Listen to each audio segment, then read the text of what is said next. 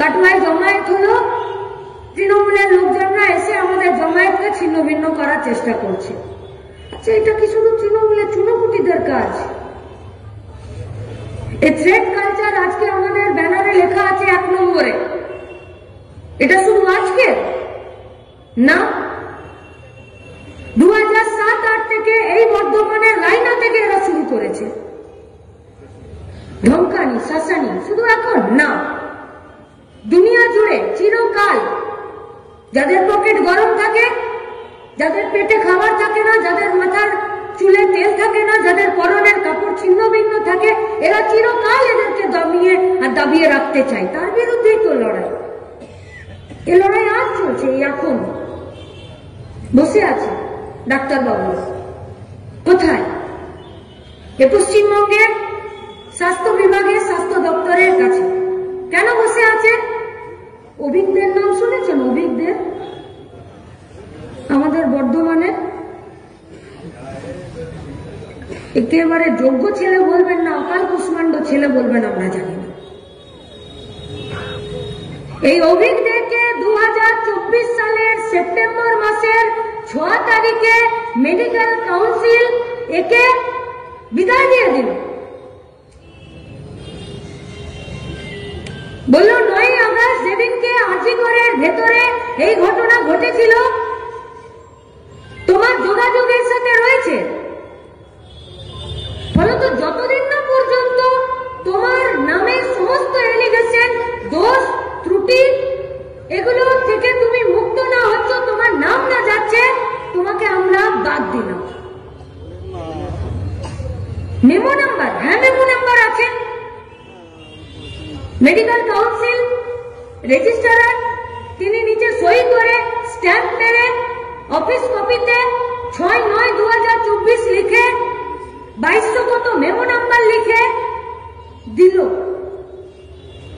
আরজিকরের চার্জশিট জমা পড়ার পর সিবিআই এর দ্বারা সাপ্লিমেন্টারি চার্জশিট জমা পড়ে গেল। যাকে বলির পাটা করেছেন সে কনভিক্টেড হয়ে গেল, তাকে শাস্তি দেওয়া হয়ে গেল, তার জেল মাস হয়ে গেল। যদিও শুধুমাত্র তাকে বলির পাটা করা হয়েছে, বাকি গোটা সিস্টেমটা, যে সিস্টেমটায় থ্রেড কালচার করে আরজিকরের মেয়েটাকে ধর্ষণ আর খুন করে দিল, সেটা হয়ে গেল, কিচ্ছু হলো না। কিন্তু 6 সেপ্টেম্বর জারি করা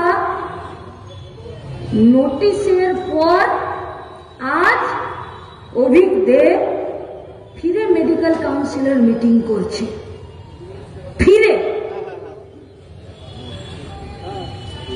আর 14 তারিখ রাত জুড়ে গোটা পশ্চিমবঙ্গের মায়েরা, মেয়েরা, দিদিরা বাচ্চা কোলে কাউকে নিয়ে পর্যন্ত রাত জাগলো, বললো এই শোষণের, এই নিপীড়নের, এই অত্যাচারের বিরুদ্ধে আমরা দাঁড়িয়ে আছি। আর শাসককে সজাগ করলো, আর সেই শাসকই আজকে ফিরে অভিজ্ঞদেরকে দিয়ে মেডিকেল কাউন্সিলের মিটিং করাচ্ছে। ফিরে সময় এসেছে। পশ্চিমবঙ্গের মানুষ আমরা রাত জাগবো, দিন জাগবো, ভোর জাগবো, বিকেল জাগবো, আমরা জানি না, কিন্তু আমরা এটুকু জানি এই সমস্ত অন্যায় থেকে চোখ বন্ধ করা যাবে না। আর আমাদের সম্মেলন, আমাদের পার্টি, আমাদের সংগঠন আমাদের সেই কাজই বলছে, আমাদের সেই কথাই বলছে। কতটা বিপদ ভাবছেন? রাত ভোর একটি মেয়ের উপরে অত্যাচার হলো, সকালবেলা যারা হয়ে হসপিটালে চলে গেল, ইন্দিরা মুখার্জি দেখাচ্ছে যে দেখো এরা সেখানে উপস্থিত ছিল, এরা কেন ছিল, সেটার ব্যাখ্যা দিচ্ছে। ব্যাখ্যা कुछ सबूतों के पैरान पर चढ़कर কিছু নকশা ওরা তৈরি করে দিয়েছে, সিবিআই তার মধ্যে ঘোরাঘুরি করছে। গেছিলাম আমরা আমাদের পার্টির পক্ষ থেকে সিবিআই কে ডেপুটেশন দিতে, বললাম আমরা তো চার্জশিট জমা করে দিয়েছি। আমরা গেছিলাম, আমাদের সাথে আইনজীবীও গেছিলেন, আমাদের পার্টির নেতৃত্বরা সেখানে বললেন যে আপনারা যা চার্জশিট তৈরি করেছেন, সেই চার্জশিটকে যদি একটা বাচ্চাকে কোন একটা উকিলকে ধরিয়ে দেয়, সে ওই চার্জশিটের লুপহোলগুলোকে, তার যে মিসিং লিঙ্কগুলো আছে সেগুলোকে বার করে দেবে। আর আপনারা সিবিআই ইনভেস্টিগেটর, আপনারা পাচ্ছেন বললো আমরা সাপ্লিমেন্টারি চার্জশিট দেব। কি হবে? কেন? কিসের জন্য? আরজি করের ঘটনা শুধুমাত্র একটি বলাৎকারের ঘটনা নয়। আরজি করের ঘটনা শুধুমাত্র একটি খুনের ঘটনা নয়। সরকার নিজের শোষণ, উৎপীড়ন, অত্যাচার, থ্রেট কালচারকে বাঁচিয়ে রাখার জন্য একটি মেয়েকে প্রাতিষ্ঠানিকভাবে খুন করেছে, খুন করার আগে তার বলাৎকার করেছে। এইটাই হচ্ছে গোটা পশ্চিমবঙ্গের কথা। আর সেই কথার বিপক্ষে যারা উকিল দাঁড় করিয়ে দিচ্ছে তাদের বিরুদ্ধে কথা বলবে না কাটোয়া? তাদের বিরুদ্ধে দাঁড়াবে না কাটোয়ার টোটোওয়ালারা? তাদের বিরুদ্ধে দাঁড়াবে না? কাটোয়া স্টেশনে যারা কাপড় বিক্রি করছে, স্টেশন থেকে বাইরে বেরিয়ে যিনি জিলিপি তৈরি করছেন, যিনি রিক্সা চালাচ্ছেন, যিনি গার্বেজ তুলছেন, যারা হকারের কাজ করছেন, যারা হোটেলে, রেস্টুরেন্ট থেকে শুরু করে সরকারি অফিসে কন্ট্রাকচুয়ালের কাজ করছেন, বা আমাদের মায়ের দিদিরা যারা অন্য জায়গায় কাজ করতে যাচ্ছে, রাজমিস্ত্রির সাথে জোগাড়ের কাজ করে দিচ্ছে, বা অন্যের বাড়িতে পরিচারিকার কাজ করতে যাচ্ছে, আমরা বলবো না? এটা তো শোষণের কথা, এটা তো নির্যাতনের কথা, এটা তো উৎপীড়নের কথা। কখন একটি সরকারি ডাক্তারকে রেপ করে দিয়ে খুন করে দিতে হয়? কখন? অত্যাচারের সীমানা যখন চরমে পৌঁছে যায় তখন।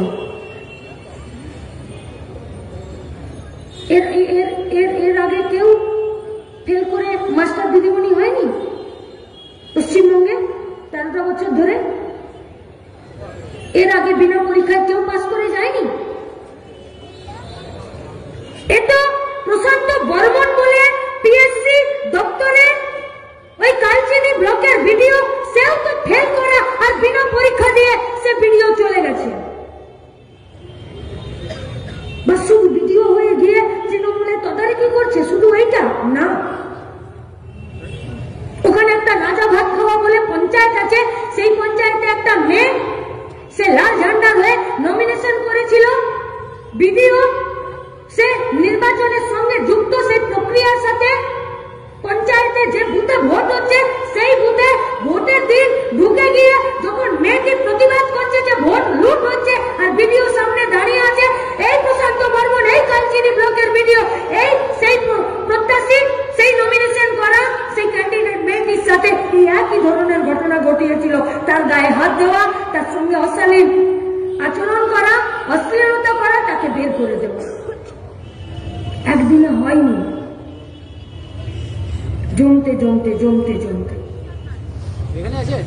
কেন হলো গোটা পশ্চিমবঙ্গটার এরকম অবস্থা? এই তৃণমূলের সঙ্গে বিজেপি লড়বে?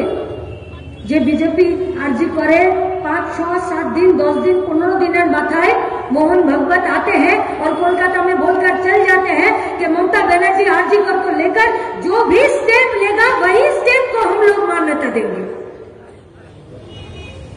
चुप हो गए, सब सुन गया बीजेपी दलटा। এই অত্যাচার একদিনে একজন আরেকজনের সাথে মিলে গিয়ে চুপ করে যাওয়া একদিনে? অনুব্রত এমনি এমনি জামিন পেয়ে যায়? জ্যোতিপ্রিয়র নামে যে চার্জশিটটা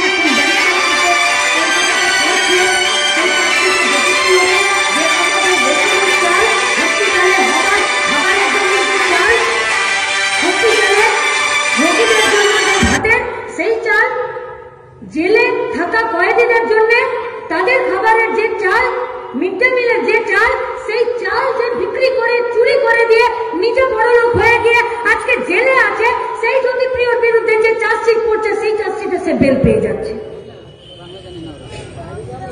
লোকে কানাঘুষো করছে, বলছে অনুব্রত বেরিয়ে গেল, জ্যোতিপ্রিয় বেরিয়ে গেল, পার্থটার কি দোষ, ওকেও বের করে দেবে, ও বেরিয়ে যাবে। গরু চুরি হয়ে গেল, বালি চুরি হয়ে গেল, চাকরি বিক্রি হয়ে গেল, মেয়েদেরকে পাচার করে দিচ্ছে,